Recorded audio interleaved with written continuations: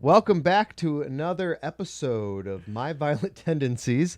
I got to get better at like starting these episodes because I'm like, I don't like the whole.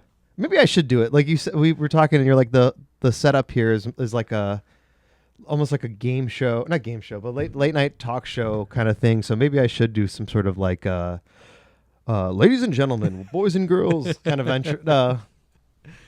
Like, tonight you're speaking on my violent tendencies. Yeah, something. I actually wrote a song. Like I wrote lyrics to a song for an intro song before before I thought about doing like a video version of the podcast. Yeah. I was gonna do like when it was just strictly audio. And I was like, I want to do like my own like custom theme song. So I was like, I just kind of like clumsily wrote a weird little, song, and the I was gonna have it sung by one of my favorite bands, mixtapes. Well, not the whole band, but Ryan, the lead singer of the band. Oh, nice. We kind of became friends on Facebook, and I was like, dude, it would be so sick to have him do the vocals for it, but it just like never really came around. But I think I would love to do that now, or have it be That'd be sick. have it be for the show now, like spliced together with a bunch of clips of like, me sitting here like pointing at Julio. Like we'll put this in the intro, like the montage. Oh, like star wipes. Yeah. So we got to do one of these. Ready? Like a clap hands. Ready? That'll go in there. I need those kind of clips. I'm just gonna start doing weird stuff now with my guests. And like, it'll be like featuring past guests. It's like, God, if there's a way, I got to figure out doing video editing too. Maybe like having it look like the grainy footage, so it looks like it's from like the 70s. It was like, it's the holiday special, and it's everyone, just your star wipes going. Yeah. That would. Ladies and gentlemen, my guest today, my boy Julio here. What should I like? What is your like? I guess title at work. I have no idea. Do you have it? I mean, we always ask that.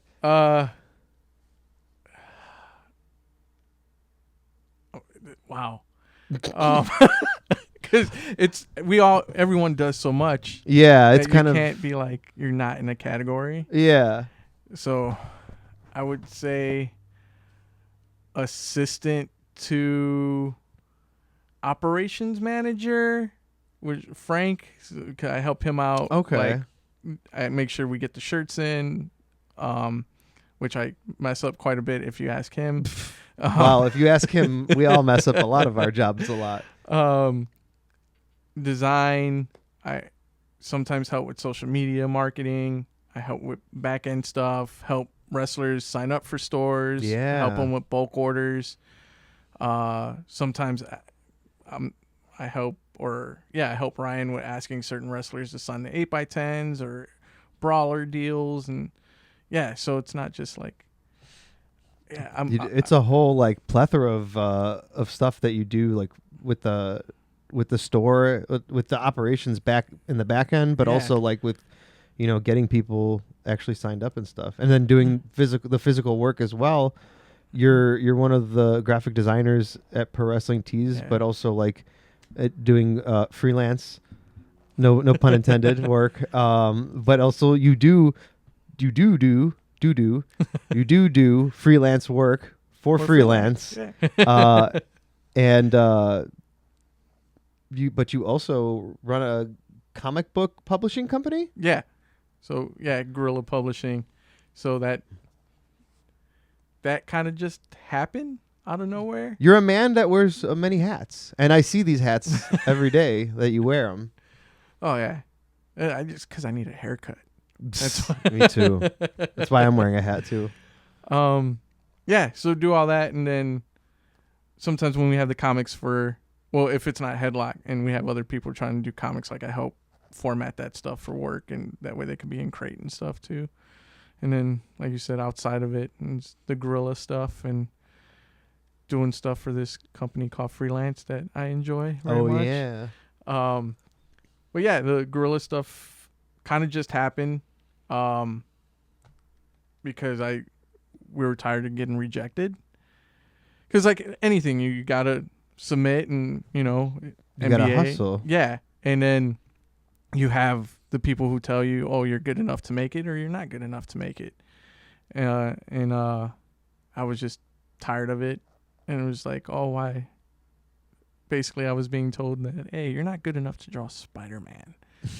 Or tell a Spider-Man story. I was like, well, I can tell a story, I think, to an extent. So, hey, let me just try to do my own.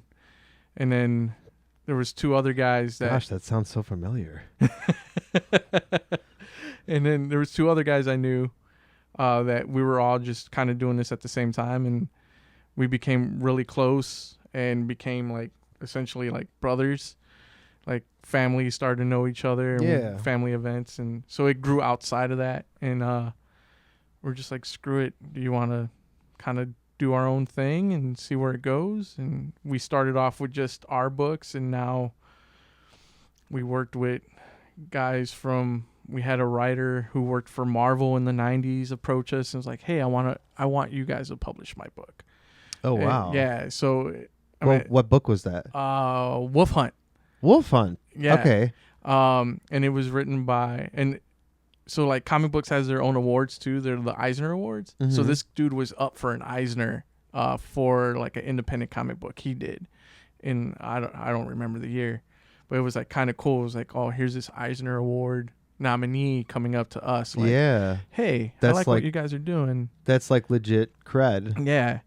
And so we had the fortunate pleasure of working with a bunch of people, like, and it's not only just like, oh, we only work with like big name. No, like anyone who's just like, hey, I have an idea, and if we see the work, like, oh, you're putting in the work and you did it, we're more than happy to be like, okay, what can we do to help you? Yeah.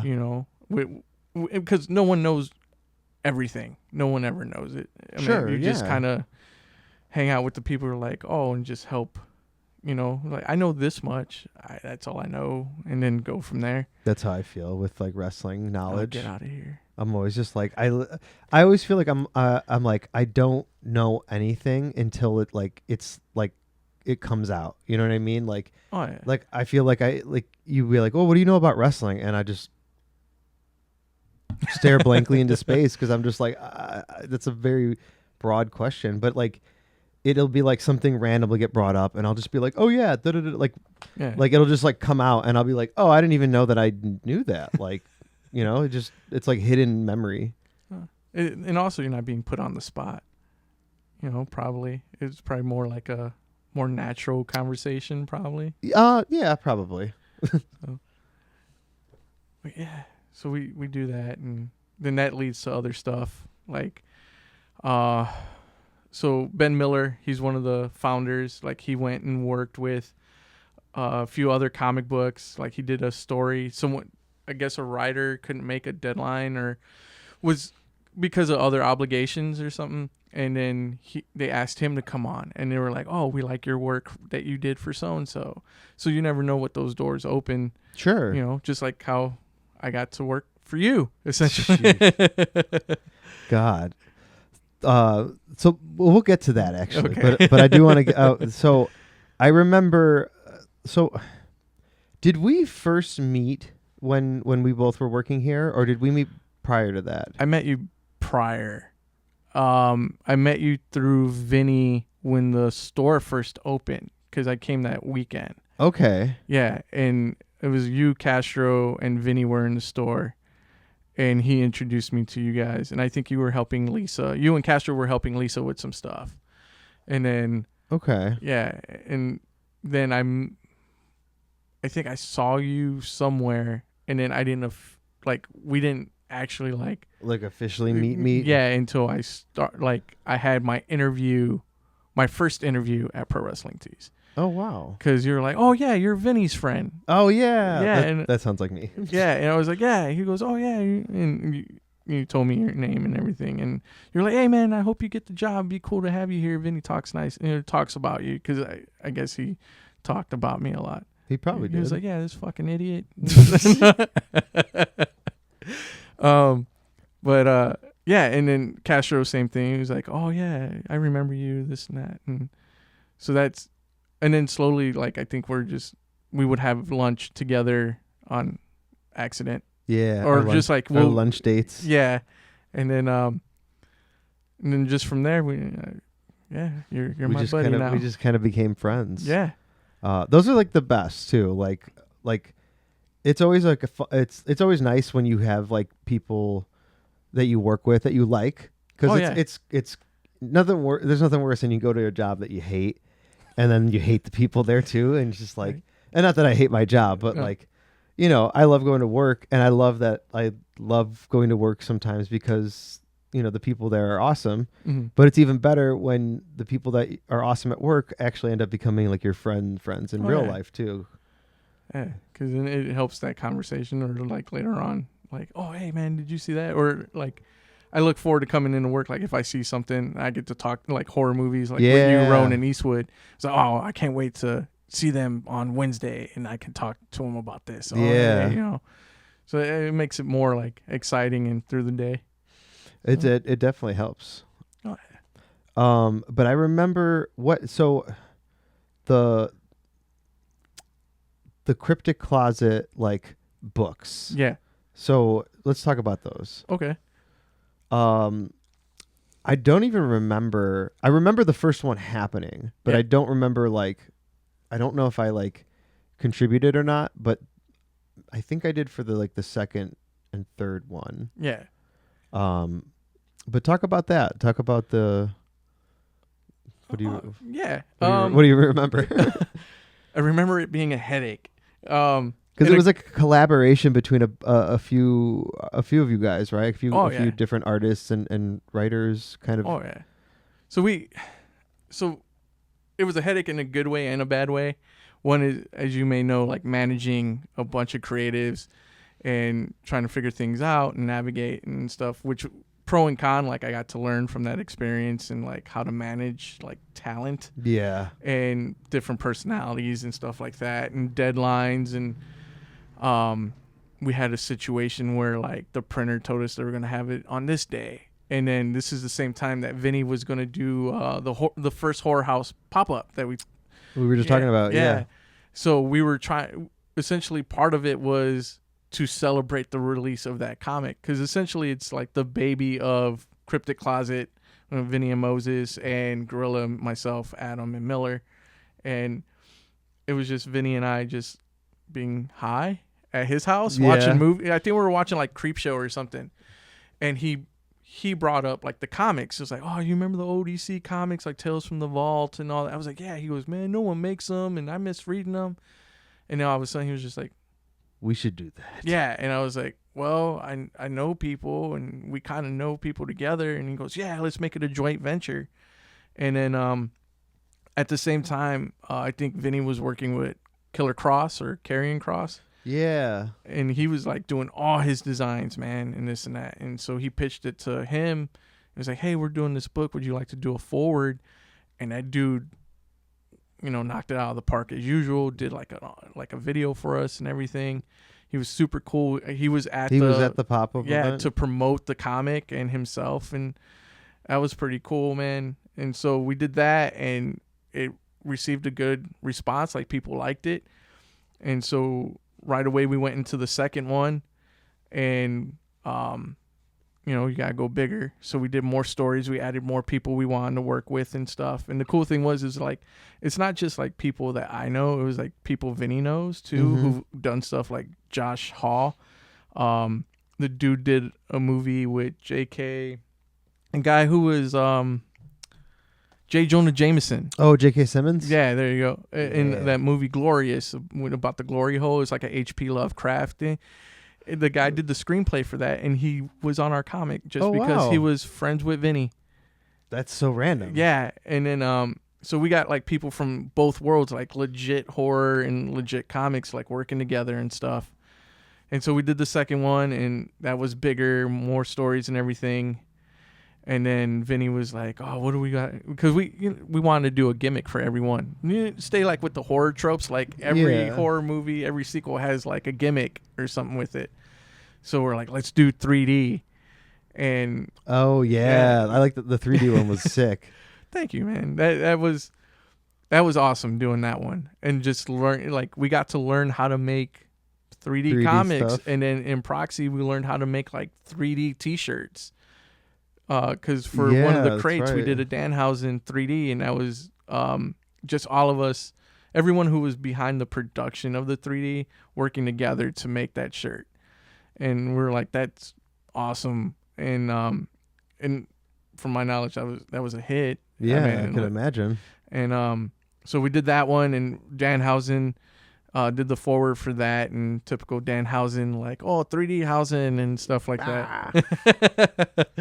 And so he wrote another killer like intro and did a video for us, and we did that one. Then we took some years off, and then we're getting ready to launch the 4th issue on Kickstarter. Right. But like the book's done. We finished it. We learned from our mistakes. It was like, hey, we need to like actually get it done, and we gave like writers, I think, like 6 or 8 months. Artists had like 6 months. So it was, give them enough heads up to get it done. And that way too, like if there was any errors, we can fix them beforehand and like figure things out. Like today, like literally just today, I sent off to get another copy printed because we could get work proofs.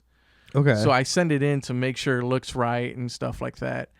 So basically like a mock-up for the comic. Yeah. And because I did the first ones, I was like, oh man, it doesn't look bad, like production wise, but there's like little things because I know the imperfections. You're just like, and I'm like, oh, that border's too close to the page, and like no one else will know. Yeah. But I'm like, I can't have that. Yeah. You know? No, I know that the amount of times that you send me something, you're like, hold on, no, and I'll be, and then you send me it again, and I'll be like, looking at it back and forth. I'm like, what did he change? But I won't question it because like I know it's got to be something that, and I trust your vision. I appreciate that. I'm like, I'm not even going to question it because I know it's got to be something that's going to make it look better. Every time I send you those, I'm like, damn it. I'm like, I need a. I was like, I'm pretty sure he's like, why did you send me that one then? Like, just send me the right one when you're done. So yeah, I just literally did that today, and I know I say this about like every book I do. I'm like, I'm super excited, this and that, but legitly, man, this 4th one, because I think we learned from our mistakes from both Guerrilla and Cryptic Closet side, and the communication's been great between both sides. There's some like miscues, this and that, especially because like sometimes I play middleman because I'm cool with Vinny and my guys, and so I'm like, okay, making sure I tell them, and then I can forget that I told Vinny that and not tell my guys. But because we all got a closer friendship and business relationship now that we're all talking and stuff like that, so gears are firing. That's great. Yeah. This is probably the best installment, just story-wise, art-wise. And I'm excited for people to read this one and see it. And if, too, like, everyone... How can I say it? It might sound bad, like, oh, this is the best one. But, like, if you don't evolve... You gotta. Yeah. So if I'm like, oh, it's the same like issue 2, and we're in issue 4, we haven't changed. We didn't learn nothing. Yeah. So like issue 5, I'll probably be saying the same thing, like, oh, dude, you need to see issue 5. It's fucking dope. And it's, again, like, people's art styles evolve. People get better. Storytelling gets better. Like, it's been, I want to say, 2 years between the 3rd and 4th one. Wow, really? Yeah. So, like I've been doing a lot of different stuff between those 2 years, a lot of the writers, a lot of the artists. And then we got we have a kid in junior high who's making their publishing debut with us. So that's like another like awesome thing. Is like we're giving this kid whose dream was to make comics an official comic, like their first published comic. So that's another like that's incredible. Yeah, that's another reason why I'm like geeked about it. That like, is this is dope, like. And this is so. You said you're getting ready to launch the Kickstarter for this, so people can purchase this or like sign up. It hasn't gone live yet. You're saying No, not okay. yet. Yeah. Okay. So we're trying to figure out the logistics, I guess, behind certain things, because we like, again, the whole gimmick thing. Like, if you back a regular like Guerrilla Kickstarter, it's just usually like the book, a T-shirt, and sticker.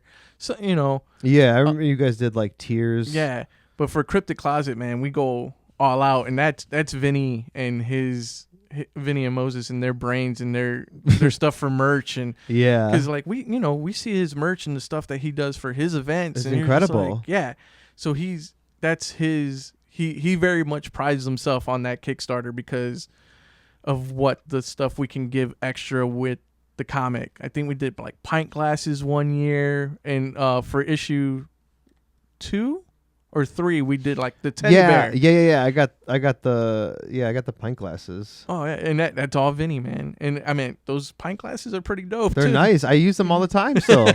Honestly. So yeah, so we're still trying to figure some stuff out. I can't really say, 'cause I don't want to say it and then not come to fruition. Sure. But it's gonna be some pretty cool stuff that he's gonna do for that. So once we get that ready to go, we'll start like really pumping pushing it out. Yeah. So just pay attention. I'll link all of his social media stuff at the bottom of this video, and on the podcast link. So Thank you. Check it out. Follow, and just keep your eyes open for updates, I guess. Right? Yeah, for sure. You also you have this Vampiro freaking comic book cover that you did. Oh yeah. Talk about that, dude. Like that's how I transition in between topics here. No, that was a good segue because I completely forgot about it. Yeah, how'd you forget about that? Hold on, stay here. Yeah. Oh. I'm alone.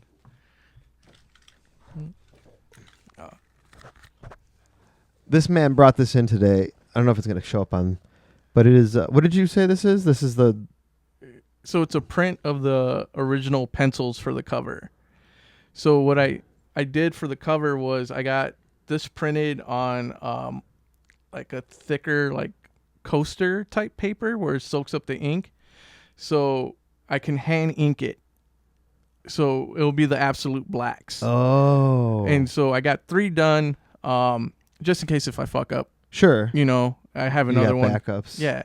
So I was able to knock the first one out, and because I spent my time on it. Like, not saying that I don't take my time on anything else, but like this one, I was just like, no, super. I know what you mean. Yeah. And so I had 2 of the original pencils left over, and I remember when they went up for pre-order, you and Eastwood were like the first 2 guys that come up to me and were just like, dude, I was like, hell yeah. Yeah, just like, hey man, we're proud of you. I just ordered it. And like, dude, like legitly that made my day. Like you guys telling me that and all that. But yeah, Kevin, who runs Mass Republic, they signed a comic book deal. So they became Mass Republic Comics, and they signed a distributing deal, I believe, with Massive Publishing.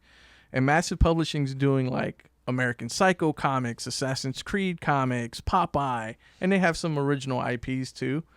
So they did these books called Luchaverse Catalyst, and it featured like Rey Mysterio, Lucha Bros, Conan, and his thing was, you remember the like Santos versus the Vampire Women, and So he wanted to bring those kind of back, but in comic form, which is an incredible idea. Yeah, and then if you think about it budget wise, you can do so much more in the comic than the movie, just because you don't have to spend so much on the practical effects or special effects. Like you can just draw it out. You can draw anything. Yeah.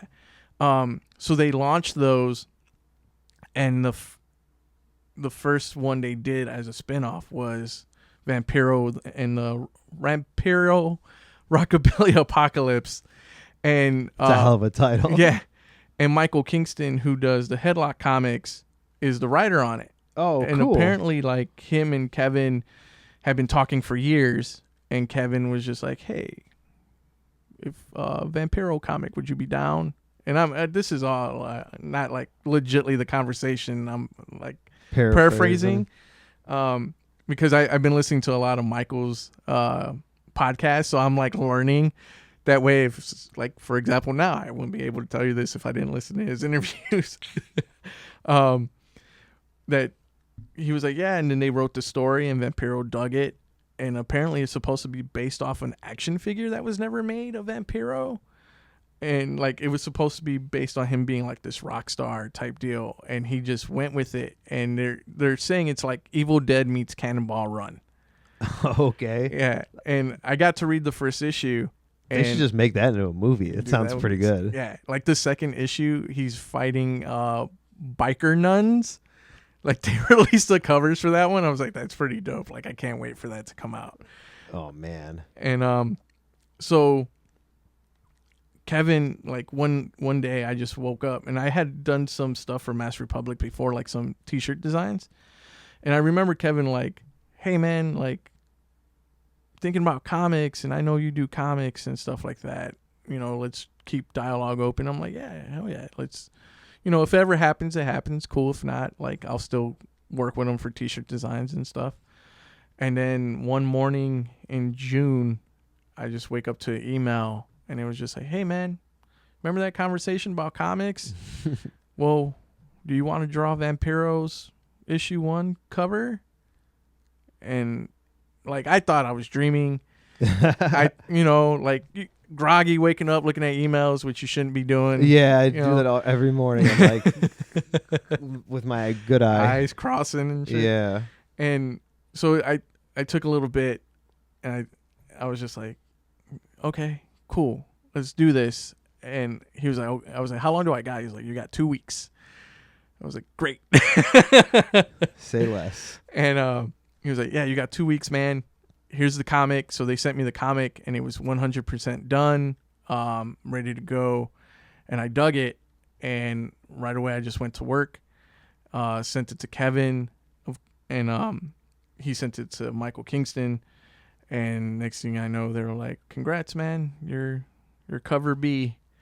And this is something you might dig, because we talk about this one thing a lot. So the guy who did cover A, so there's 2 covers, and then there's a bunch of variant covers. Like, if you buy 10 of these, you get 1 of these special covers and stuff like that. Oh. But the guy who did the regular cover is the same painter who did the Topps Mars Attacks cards. The original ones? Yeah. So I'm like, away. That dude's legendary. Like, yeah. You know, if you don't know his name, you know his art. That's so, that's, of all people. Yeah. That's so random. And they were telling me, I was like, oh yeah, it's so-and-so. He did the Mars Attacks. And I was like, oh shit. And we talk about Mars Attacks quite a bit, where we text each other stuff about Mars Attacks. I have a Mars Attacks tattoo. Oh yeah. Macho one. Right there. Just flash the camera. And so I thought that was cool, because that dude's like a legend in the game. And I was like, man, I'm right next to this dude. And then they were naming off all the special variants, and it's just more legends in the comic or Hispanic art business. And I'm just like, just to be like a part of that. Yeah. And then today, Kingston got all the covers in, and he posted a photo on Instagram and Facebook and everything, and he's showing off all the covers, and you can just like sense the pride he has in the book, and just every cover. Like, he's not saying, oh, this is a favorite one or anything. He's just like, they're all good. Yeah, he's like, look at all these bangers. And to be named up there, man, with like these dudes who they got mad credits under their names, it's just an honor. And then, like I said, for you and Eastwood to be like the first 2 guys to be like, yo, bro, we're pre-ordering it, this and that. Dude, well, you know, I mean, for your stuff, for sure. Anytime like you're doing anything like that, I'm always happy to support. But like the moment you were like, yeah, Vampiro, I was like, that's my guy. That's another thing, man. Like, working with, like, to draw him, that dude's He's a up legend. there. Yeah, at least top 5 legendary luchadors. You know, Yeah, definitely. and to be like, and to do the first issue of the comic is insane. That's quite an honor. Yeah. So, so mad shout out to Kevin and Michael from Headlocked and Mass Republic Comics for making that happen. Hell yeah. I'm sure Kevin's tired of me texting him. I was like, bro, I can't thank you enough. I'm crying, texting him and shit. Go out of your way and check those out then too. If you guys are interested in comic books, wrestling comic books. Yeah, they're good, man. It sounds pretty cool. Like, I'm gonna definitely check those out. I wonder, are they available digital as well? I believe so. Yeah. Okay. So the Catalyst, it's 3 issues, but every issue has 2 different luchadors on it. So it's like you get 2 comics in one essentially for everyone. Okay. And they all link up. And the first one starts with Rey Mysterio. Hell yeah. Of course. Why? I love too, like I'm sure a bunch of people just cringed when I was like, "Is it available digital?" Like, I read so much. Like, growing up, I used to collect comic books, and I have no idea what happened to them. Yeah. But then when I started working here again, because of so many people here that just like are a bunch of nerds, like I kind of fell back into like reading comic books and collecting them again, and as one quickly finds out when you're a collector and you live in a small apartment, you run out of space pretty quickly. Oh, yeah.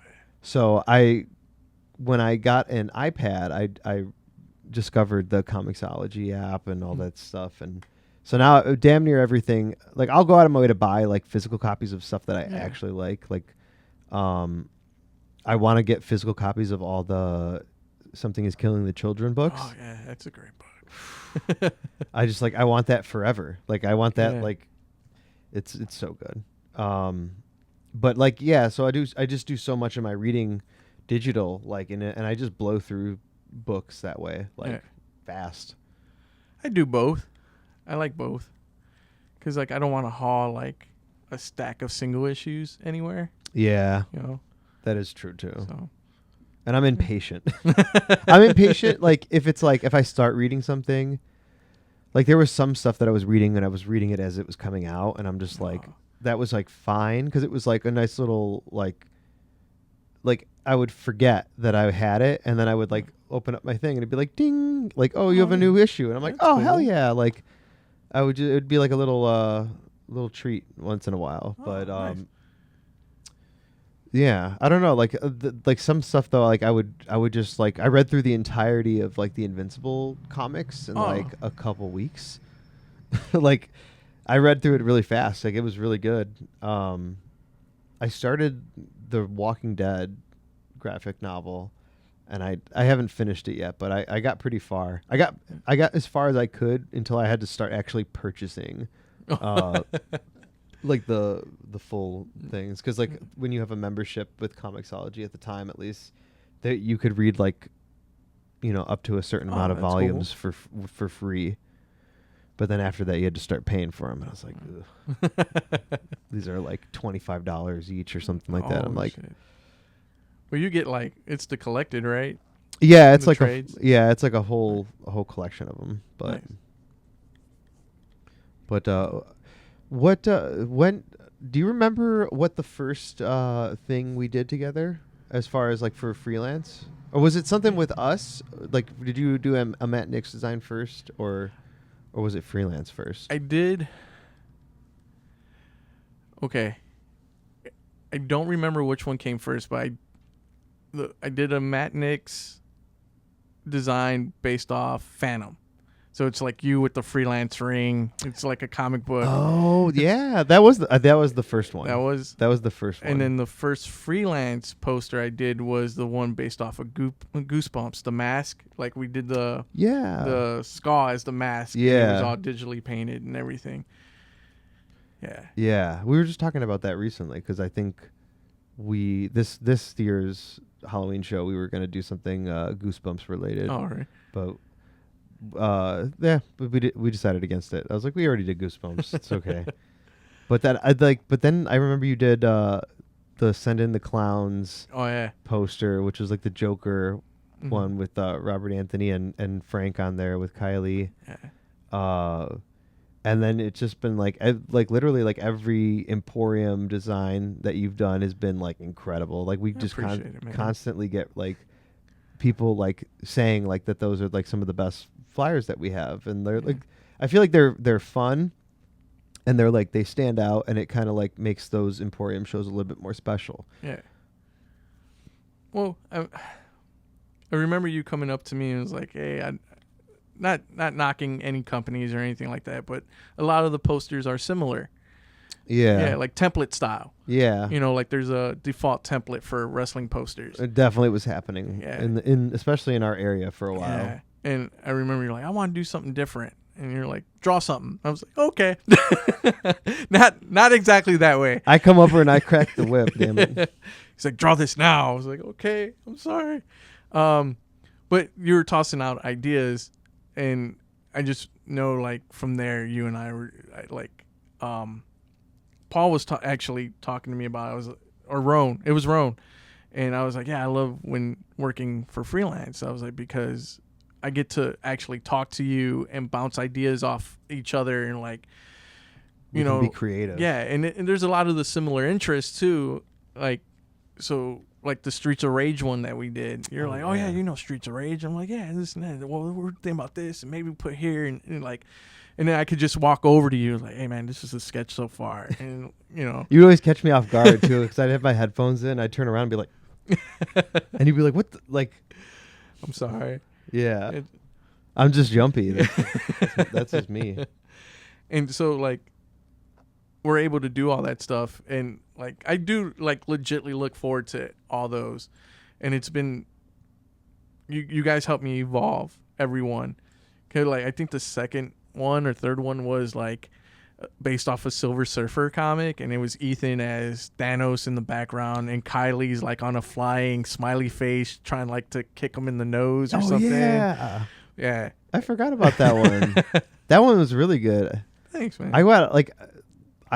Well, sorry, I'm cutting you off here, fine. But like, I just think about all the great design, like poster designs, not even just the ones that you did, but like just throughout the years that we've had. And I'm like, I want to like try to get like a collage of all of them together. Cool, this is something I was thinking about. Or for like the next anniversary, do a book, and you can do all the posters. Oh, that's a good idea. Hey, I know a publishing company that can help with that. Hey, we'll talk. Well, yeah, man, like I love doing those, and then because of that, like I got to do a bunch of freelance shirts, which I'm proud of. Yeah, and then, like, I did want to talk about that. Oh, okay. No, but go ahead. No, keep going. And then like because of that, like I got to work with other like wrestlers that you know, like Jeff Cobb and now Coda, working with him, and it's funny because like some of the guys who get called up to like AEW or NXT, I was like, I drew him, and I drew him because of my buddy Nick. Like that, like, and I brag about you, dude. So like, my mom is a huge freelance fan. You tell me this all the time. And so she'll watch it and she'll be like, Mijo, did they wrestle for your buddy Nick?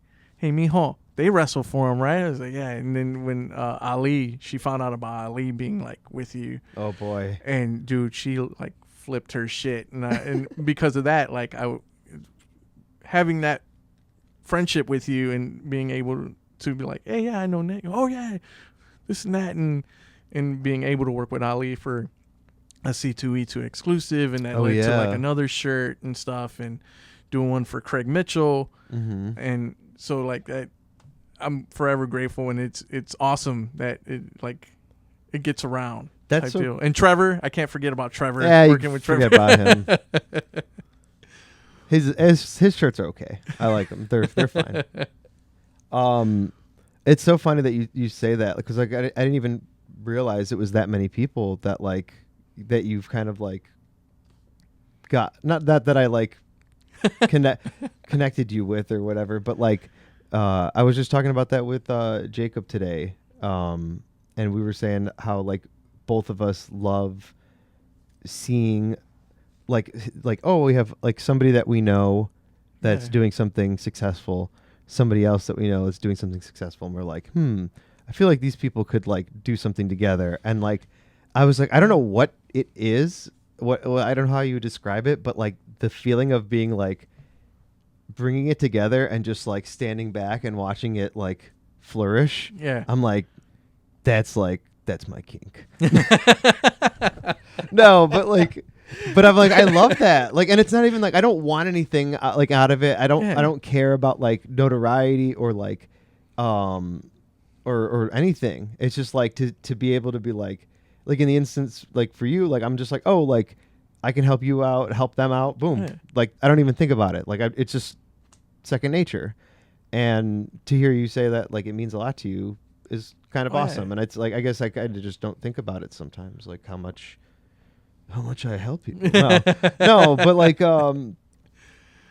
it's a good feeling though to kind of be able to say that you like connected somebody like that and help them kind of flourish. Yeah. So like legitly a lot of my wrestling stuff, I'm very grateful for you for helping me with that.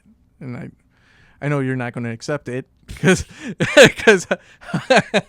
we have our talks about this kind of stuff. But yeah, dude, like you've helped push me in those ways. So like in a way you've helped me get the Vampiro thing. So thanks, man. Like legitly, thank you. It means a lot. Well, thank you because like you said, we've collaborated on a lot of things and a lot of T-shirts. More specifically, our Halloween collection that we've started over the last 2 years. That's been like honestly like something that I like after we did the first run of shirts, the first line, I was like, oh, now I'm like pumped for this for every year now. And like we started talking about designs for this year early, like probably like in the middle of the summer. Mm-hmm. And but yeah, for the first year we did a Michael Myers parody. Mm-hmm. We did a Freddy, and we did the Jason one. Yeah, and we did Pennywise. And Pennywise. Yeah. And honestly, like they're all of them are great. I love the Jason one. I was just wearing it the other day. And then this year we did the Evil Dead and Child's Play, Chucky. Yeah. And then the skull with the shining carpet on there. And it's just like, it's awesome. Like, cause I'll just like, I feel like too, like with the Evil Dead one, I kind of was just like, yeah, what about this, and this? And then just like, I didn't know what you were going to like come up with. And then what you sent me, I was just like, oh, this is incredible. Like, especially like I tell everybody in the Evil Dead one got the skeleton with the boomstick, but it's got like hair and it just looks so ridiculous. But it just like, I love how the freelance skull has kind of like become its own thing now. Like, well, now he's a micro brawler. Yeah. So now he is kind of like his own character. Like maybe a comic book at one point. There you go. Him and Deathbag. Mm. Yeah. He just like, oh, hey, what's up, man? Just like in the background. Yeah. What's up, Jack? Like, oh, hey, running freelance again, huh? Yeah. Well, yeah, man, those I love doing those because I can see how excited you get, and like the brainstorming sessions are always awesome. I'm easily amused though, so. Oh, I just remember how you brought up the boomstick one, and you're like, okay, yeah, let's do one, but let's represent all the movies. And I was like, oh shit. I was like, how the fuck am I going to do this one? And so you're like, yeah, we do Evil. And you're already telling me, it's like, yeah, the side skull for Evil Dead 2. Oh, yeah. And you're like, and then Army of Darkness. And you're the one who said to keep the hair on them. Did I? Oh, yeah. You're like, hey, keep the hair on them. I think it would be hilarious. I was like, okay. So then just looking for all that and then trying to figure out how to place it together. And someone, I think it was this, he was like, if you look closely, the freelance teal matches the teal of the shirt. I did notice that, yeah. And I was just like, oh. And he goes, was that on purpose? And I was like, do I lie to him and tell him yes? Always. You got to always. So I was like, no, man, it was just accidental. That's crazy. You know? But that one's probably my favorite one out of these. And then we already, I think I sent you something for next year already. Oh, yeah. No spoilers yet. But no, that's a great start already. And like I like that we planned it ahead. as we knew, like, oh, September, want to have them out. That way people start buying them and do Yeah. that. And Because how many times have we seen that, like, with wrestling companies that sell T-shirts, where they put out their T-shirt designs the week of the holiday? yeah, I mean, I'll admit, I've definitely done that, like for freelance. Like, we've definitely done that in the past. Where, and I'll honestly say, like, a lot of it is just like, oh shit, we should probably do something. Like, yeah. but that's, I mean, it is what it is sometimes. Yeah. But we got the Halloween ones on lock now. We do. Well, yeah, like, it's cool, man, seeing that and just like playing around with the skull and changing it, and like you said, now it's its whole.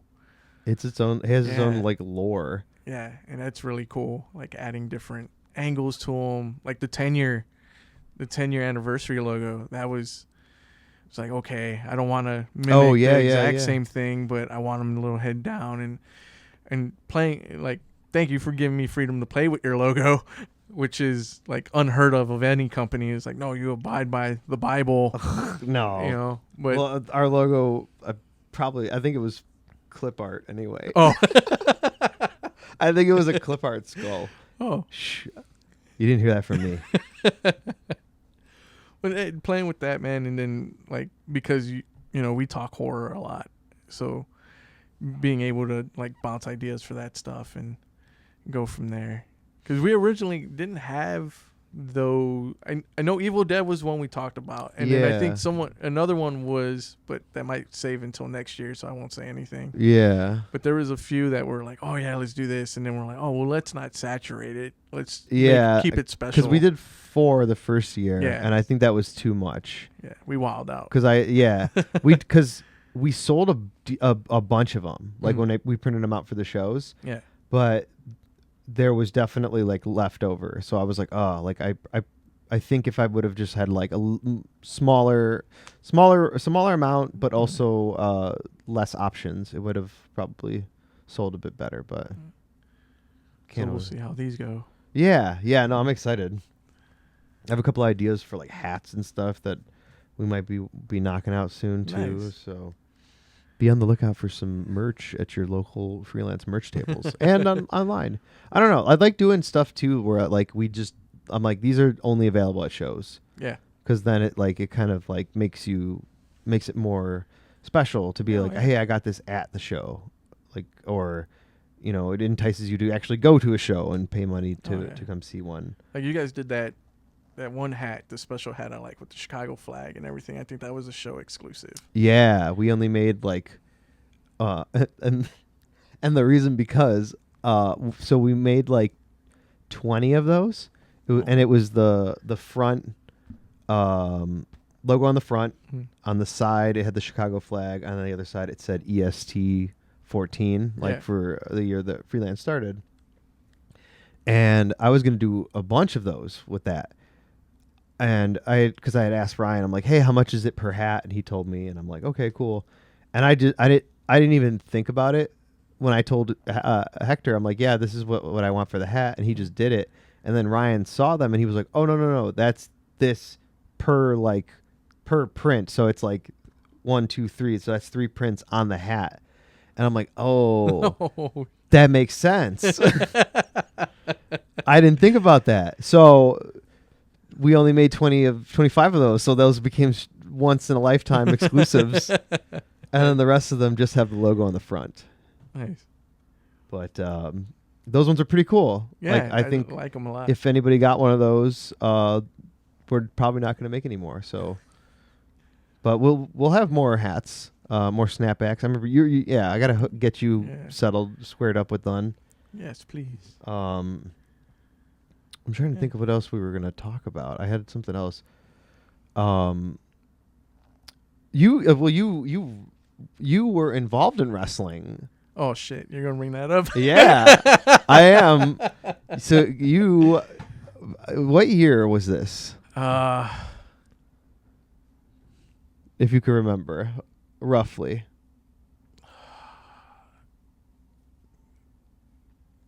At maybe like 2012. Okay, Something so like that. not that far away, but that's quite a bit actually. Yeah. But you used to be you trained for a little bit to wrestle. Uh-huh. Where did you train? Uh Windy City or with No, IUWA? IUWA. Okay. With Chi-Town T. With Chi-Town T. Yeah. Well, okay. So it goes a little bit further than that. Here we go. I guarantee you, this story is about to blow a lot of people's minds. So, a friend of mine was working as a manager for a lucha company that escapes me. It wasn't Gale. Okay. It was like Lucha Estrella de Chicago or something like that, and they ran the Congress Theater. Okay. And so I guess something had happened where he was like, I trust you because you watch lucha, you watch WWE, whatever. So because we would go travel to Mania together, we would watch shows together. So he knew like you understood wrestling. Yeah. So he brought me in to ref a match. Okay. And it was with Mecha Wolf. Back then he was 450 Hamlet. Oh shit. Yeah, I know 450. Evelise. Evie. Yeah. The Great Cheyenne. Okay, I remember. And the Great Malachi. And where he used to light his fists on fire. And try to break the mirror. Yeah. So Javier, he was Xavier DeFost. He was Malachi and Cheyenne's manager. Okay. So they would do lucha shows and they would bring me in. And so I would only just ref their matches for some reason. Your personal ref. Yeah. So essentially, and then like the crowd found out, so it became like, oh, that I only ref their matches. Why is this like? Oh, they're like boo. Yeah. So then like they played with it, storyline and stuff like that, and then he had heard about IUWA or whatever, so he went and checked it out, and then he was like, "Hey man, I think you need to go over here and learn more reffing, but help them with their refs." I was like, all right, cool. So I go here to get trained, but also help train them. Yeah. And I was like, all right. So I did. And I did that for a while. So, and then I slowly became the booker. How did that happen? Oh, explain. You go ahead. Rewind. So I would pitch ideas. So I'm just a referee, and I became cool with the owner, and then like I would help him get booking. At the time, I worked at the Boys and Girls Club in Hammond, Indiana. Okay. And so I pitched it to my job. I was like, why don't we do a fundraiser? Why don't we bring indie wrestling here?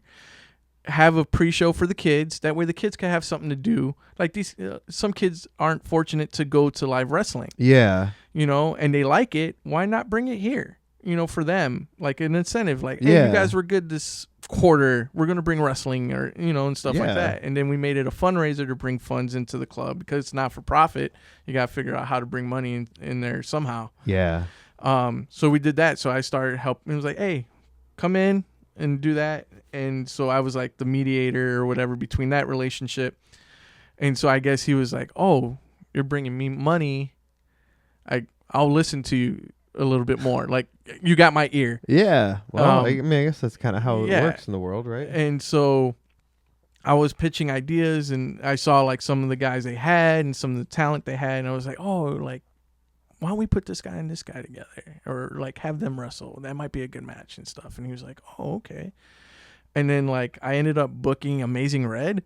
Oh shit. Yeah. And facing, he runs, it's called, House of Glory. Yeah. But the guy he wrestled, he knows Roan. And True Privilege Wrestling is what he runs now. Oh, yeah. Just Incredible. Or not Just Incredible, Just Amazing. Just Amazing, yeah. Wrong guy. Not Just Incredible. Not Just Incredible. Just amazing. Yeah. So they wrestled together. I remember when this happened. I do remember this match happening. And so I thought he was great. Amazing. I thought he was a great wrestler. I was like, dude, you need to like work with advanced talent to help elevate you and stuff like that. And so I convinced Chi-Town T to get Red in. And actually, I was trying to get the Bucks a long time ago. I still have the email, and it was like 150 for each Matt and Nick. And yeah, That's it? yeah. And they were like 150 plus our travel. Dang, but those flights from California Yeah. are expansive. But I was like, But that's crazy. yeah. And the humble beginnings of Matthew and Nicholas. yeah, I was like, dude, that's pretty awesome. Like that's how much they charged back then, and now like look at them now. Now we work for them. Yeah, right. They're like, I don't remember this freaking email. Like, what is so yeah, so we did that, and then I wanted to wrestle. And so he had me do some, like, another thing what I didn't like was, like, every women's match, he will always make sure I got, like, low blowed by the women. So I always got a nut shot at every women's match. Awesome. No matter what. I was like, this sucks. For sure was like a rib on you. Yeah. And so I was like, hey, I kind of want to wrestle, or I want to start taking on a different thing. Like, I'll still ref, but I also kind of want to be like a character and wrestle here and there. And he was like, okay, well, pitch me your idea. And so I was thinking like NWO meets Four Horsemen. And so we did this thing called Invade. And it's simple. It's just these guys trying to invade the company and take it over. And it was myself, Xavier, Ray Flores, who went on to work for Blitz. Okay. He was supposed to, he did like the similar gimmick for our manager as he did in Blitz, and now he's like doing stuff with Canelo, and yeah, that dude really blew up. And so we were doing, and my buddy Big Ben. And so it was like, I was Mr. Santiago. I had the Immortals from 300 mask. I would wear a suit, and we would all be all suited out. And it was like very Four Horsemen, like, oh, we showed up on a limo, and we don't need to be at this crappy town. But yet we wanted the company. Yeah. And so we had our wrestlers face their wrestlers. And we essentially took it over, and IUWA became Project Revolution Wrestling. And we were the reason why it became that. And it was like, I would wrestle Chi-Town T at certain matches for power over the company and stuff like that. And then later that kind of faded out. And then he was like, I was at practice one day, and I was tired, and I was being stupid. And I just saw the Kevin Hart special where he does like this dance like this or whatever. Uh-oh. And so I was fucking around in the ring, and I did that, and he looked, he goes, "What'd you just do?" I thought I was in trouble, and I did it again. He goes, "That's great," because all the guys were laughing, and they were like, "Dude, that's hilarious." And I was like, "I'm just making fun of Kevin Hart." Yeah. You know, I guess no one saw that special, or I don't know. And so he made me a luchador by the name of El Loco. And so I was very, very original. Yeah. So I was just like a comedic luchador. And then I stopped. So I lost every match. But I made a fool of the wrestlers. Like, that's what my gimmick was. Like, if they wanted to chain or whatever, I'll turn it and start doing salsa with them, or like doing something like. Is there footage of this? Yeah. I cannot picture you dancing like salsa and shit. Oh yeah, dude, it's that's incredible. And I came out to like Tres Delincuentes with like lowrider videos, and like, yeah, it was like, oh, he's a Chicano luchador. Yeah, and I came out with the Dickie shirt, Dickie pants, and like kick pads, and this is incredible. Yeah, I love this. And we might need to bring this into freelance. Oh, please, no. So I did that, and then they put me in a trios with two other luchadors that were training under Ivan, and we won because of me. Like, I won my first. It was like, we're down on our luck that we put our, screw it, we're going to be a team. Yeah. Whatever happens, and then it turns out like I won by a roll up. and it was like a fluke win, and and it was like, oh, El Loco finally won, whatever. And then I remember going to practice, and I was building that character. I wanted to do Tyler Black's God's Last Gift as my finisher. Oh shit. Yeah, so I was doing that, and then we were running through a match, and I just saw how careless some of these guys were. Just with how they were like doing stuff. Yeah, and then I was running a match, and the guy just stepped directly on me, just right there. Oh. And before that, he already like he nearly broke my arm, and like instead of like protecting me for certain things, he wasn't. And that was it. Like I lost my shit, and I'm like the guy, and then he has me in a figure 4 while I'm grabbing myself, and it's only practice. And he's like really applying it. Yeah, it's like, bro, let me go. Yeah, and he sees that I'm in pain, like I'm smashed. I was like, I'm gonna beat your fucking ass once you let me out of here. Like I'm physically and like upset. Yeah. And some of the guys are laughing, and I was like, you know what? And at the time, like I started doing art a lot more, and I was like, do I risk losing an art career for wrestling, or do I go with my art career and just somehow still figure out how to be involved in the wrestling community? And so I left. Yeah, I can see that. I mean, like, that's insane that like that they would let that kind of shit happen. I mean, maybe nobody was watching or whatever. Like, you know, you have open rings. We do open ring, or we used to do open ring days and stuff. But you know, when it's like that, like it's, you know, you risk injury, and like I can definitely see like being like, yeah, screw this. Like, why am I gonna risk like my life and limb for? And that's not talking bad about any wrestlers or anything like that. No, like, no. I applaud them and you guys for everything that. But you there's guys do definitely in the ring. some people that are like, you're just like there are some people that are in wrestling that shouldn't be in wrestling. Yeah. Then those are the people that are stepping on you when you're in the ring. Yeah. And I again, too, I know accidents happen. Yeah. But like for me to be like, yo, you stepped on me, and the guy's still like going in, I'm like, no, it's cue for timeout. Yeah. It's only practice. Like, now I understand if it was in a show, you keep going and then you work it out. From what I was taught, you work it out in the back. Yeah, you figure that out later. Yeah. You go on with the show type deal. But I was like, this is practice. We talking about some practice. Talk about practice.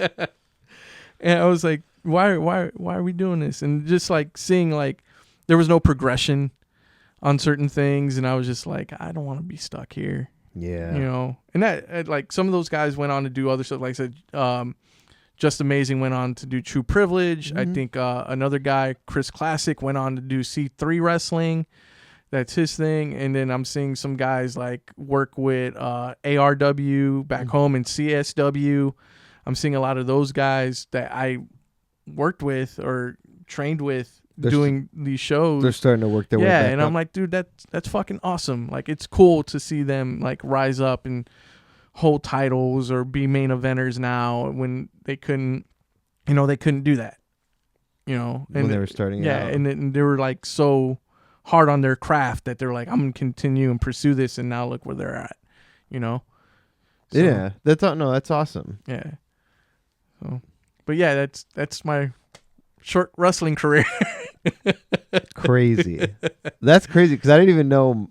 I knew like you've told me that story, but not like in that detail. Oh. So I'm blessed, and I need to see you salsa dancing now, dude. Like, if I would have gone to your wedding, I would have been able to see you dance. But that was a horrible dance too. Sadly, I was not there. But hey, now we are. What do you call that? I was gonna say we were wedding anniversary Eskimo brothers, but I don't think that's I don't think that's the right term. But we both now share the same wedding anniversary. Yeah, that's cool. I a like year that. apart. Yeah, and I like it. Because like when I invited you, you're like, oh shit, that's my wedding anniversary. Yeah, Like, oh. and it's so funny because like we had originally had plans Yeah. to be in Florida, I think, and then just money and you know how it goes, and then it just didn't happen, and then we had made dinner reservations, and I don't think that Nicole had met Lisa yet. I think it was They met, but it wasn't until they met at C2E2, like, and that was when they like met, yeah, and then after that it was like at Reed's. yeah, for Katie's thing. For Katie, yeah. And then that was when she was like, "Wait, why are we not going?" And I'm like, "That because of this." And she's like, "Oh, damn, that's what it was like." And then it like, and so then she felt bad, and like it was like a. Yeah. I mean, now we're trying to plan outings together. I know it's hard. It's yeah. I've gone through these problems with Castro and his lady, Craig and his lady. Just everybody. It's like once you become adults, it's like impossible to line people's schedules up sometimes. Yeah. But no, it's great. It's the oldest thing I've ever said. But it's true. It's true. It's so true. It's like, oh yeah, like I think so they met at Horror House, the pop-up, Lisa and Nicole, because they were talking about the Joker painting that you guys bought. Okay, yeah. So it was just like brief, and then they didn't see each other again until freelance show at Emporium. And it was like real quick, like, hey, how are you doing? This and this and that. And then, like you said, C2E2 is where they got to actually hang out and talk. And then now they're buddies, which is awesome. I think that's cool. Like the wives are friends. And you know. So it's a nice change of pace sometimes. Yeah. But yeah, man. I'm glad I finally got to get you to sit down and do one of these with me. Yeah, talking about busy schedules. I know. Well, like, I mean, it definitely my fault. I was, going into, so many different breaks on this, but like I'm trying to keep this going as long as my motivation goes. So nice. Well, I will continue to listen and enjoy your my I love the light. setup, dude. Yeah. I remember you sent me the photo and you're like, yeah, I'm working on this. I'm like, that's fucking sick, bro. It was so funny too when I like posted the photo, so many people had no idea. Yeah. And they were just like, holy shit. And I was like, yeah, I've been building this over the last couple months. No, it's dope, dude. Like the whole aesthetic, I dig it. Well, I'm sure like everyone first before you sit them down, it's like, oh, look at all this. Oh yeah, everything behind the camera. I'll definitely maybe one day I'll post a tour of this room for people. I have to get I feel like I have to get more interesting stuff in here. You have like I'm still marking over the ROH Noah poster. Oh yeah. Yeah, that one's one of my prized possessions. Oh, I don't blame you, man. That's dope. And yeah, like just going through and talking about all the different art prints and everything you got it makes real relaxing and comfortable. Yeah, I gotta get a fireplace in here. Oh, dude. Then you gotta get a smoker's jacket after that. See, you act like I don't already have one. No, I don't. But now that you put that thought in my head with the fire, dude, that could be the opening. Hello, I have like a little a little pipe. Yeah, and then you go into your like the show graphic and like how we just did the thing, and you do the wipes of all your celebrity guests, and then you could come back and it's like this. You're like, and as promised, we're with award-winning so and so, and then you're just like how you're sitting there with the jacket, and it's like, so tell me about your book, or tell me about this time, this and that. Tell me some of your memories. See, you might be onto something here. I think you should do it, bro. I'm gonna probably do it now. That's a pretty good idea. Oh. And any way I can help, let me know. I will help make that happen. We'll talk. But before we wrap up, is there anything else that you want to plug or promote before the end here? Or plug your socials. Yeah. So next Wednesday, I don't know when you're releasing this, but October 16th, I'll just say the date. The Vampiro book drops. Oh, okay. Yeah, I think this is gonna go up Friday. Oh, okay, cool. Yeah. Then so next Wednesday. Next Wednesday the 16th. Yeah. Yeah. Wednesday the 16th. Yeah, October 16th, the Vampiro book drops, and you can get it at any comic book store. Also, if you're in New York area, you can meet Vampiro and Michael Kingston at Russell Universe on the day it drops. And then they're going to be at New York City Comic Con. I think they're going to have all the covers, and you get to have Vampiro sign it with Michael Kingston. So I think that's pretty dope that like Vampiro's taking over Chicagoland and New York for the release. If you are listening to this or watching this and you go to that and you get it signed, tell Vampiro that Nick said what's up and that Julio made him look cool. Appreciate it. And then the stuff for Cryptic Closet 4. That'll drop, yeah. Sometime this month. So we'll be posting that. So all socials, you can follow Guerrilla Publishing. It's GUERRILLA, like Guerrilla Warfare. Or my stuff, I think Instagram is Arte de Guerra. And then my Twitter is 726 or LGDA 726. The hardest things to remember, dude. Why did you put it that way? Because someone already had Arte de Guerra on Twitter. Oh, so my last name, is War. Yeah. So I was like, oh, the Art of War or the War of Art. That's pretty cool. I was like, let me play on my last name. That's so great. I never thought about that. So that's the only reason why I did it. If I was Gonzalez, it would just be like, JAG at but yeah, that's I'll link all of this stuff on the thing. And then of course freelance stuff. Oh yeah. Whenever you already know that. Yeah. Go get all the freelance shirts that Nick and I collab on with everyone, and those are they are all available for purchase on our Freelance Wrestling Pro Wrestling Tees page. So and the Matt Nick shirts I do too. And the Matt Nick shirts. Yeah, we did. Oh yeah, we did. We didn't even talk about that. Really quick though. It was during COVID time when nobody was doing anything, and I was just trying to be as helpful as I could in any way I could. I guess I don't know. I just felt like I needed to do things, but every month I was doing a different parody design that was based off of a different like punk band or album, but it was like Matt Nick's themed, and all the proceeds that I'd gotten that I would get that month, I was going to donate to different charities or different for COVID relief. Didn't really sell that many shirts, but I did end up still donating money. Like even if we didn't like sell any that month, I would still like put a donation into whatever place we were going to. But we came up with some really good designs, and they're really silly ones. I really like you as the circle jerk. I was going to say the purple jerk is one of my favorite ones. Yeah. That one. What else? We did the Misfits one. Yeah, that Black one's Flag. Good. That one's really good. I really like Matt Nick's and the Purple Crayon. Yeah. Yeah, that one's. I really enjoyed working on. They're making that a movie now. Really? Yeah, it's coming out this year. Harold and the Purple Crayon. Who's Harold? I don't know. Oh. I just saw that and I was like, this is not a book movie. Yeah, no. It's like making the Hungry Caterpillar into a movie. Yeah.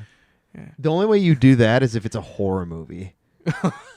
And it's like the caterpillar. It's just this giant caterpillar that's eating everyone. Oh, that'd be sick. Well, you never know now since they did the Winnie the Pooh horror movies. Yeah. And now they're going to do a Tigger one. Ooh. Yeah, it was supposed to be a spinoff, and then they're doing, since the copyrights went up for that first Steamboat Mickey, they're doing a Steamboat horror movie. Yeah, I did a video game and stuff. I did see two. I don't know. You probably would know better than I would. That Batman and Superman is going to be hitting public domain in like a couple years. Oh, really? Yeah. I would love to see a fucking Batman horror movie. That would be dope. And they could like he's got horror books. Like he's got Batman a lot Gothic of and the metal. Yeah. So I mean, it's there. Like you can do it. Pretty sick. Yeah. You could do a Batman comic then, right? If it's public domain. Yes. dude. We got to do a freelance Batman shirt. 100%. That I'm doing if it's public domain. I mean, I could do it now. Oh yeah. No one would. I probably wouldn't get sued, right? Nah, as long as we just don't put it too much on the nose. Yeah. Just a bat skeleton. Ooh. It's like the bat signal, but it's just like a skeleton frame of a bat. That'd be cool, and have Freelance Jack in the middle where the Batman head is. Yeah. All right, we'll work on it. Okay. All right. Thank you so much. This is what happens. So, thank you again so much, bro. Oh yeah, for no doing problem, man. this. Thank you for I'll have you back asking on. me. I appreciate it. No, dude, of course. Like I want to have people, like I told you, I didn't want to burn through people at the shop too quickly. But obviously people that I have in my life that are like creative or just interesting people, like these are the people that you're going to be seeing on here. Nice. Even the people that aren't interesting, we're also going to see them on here. And it's up to you to decide who those people are. But thank you again. I'll link all the stuff at the bottom, and I don't know. Yeah. Vote in November. There you go. Yeah.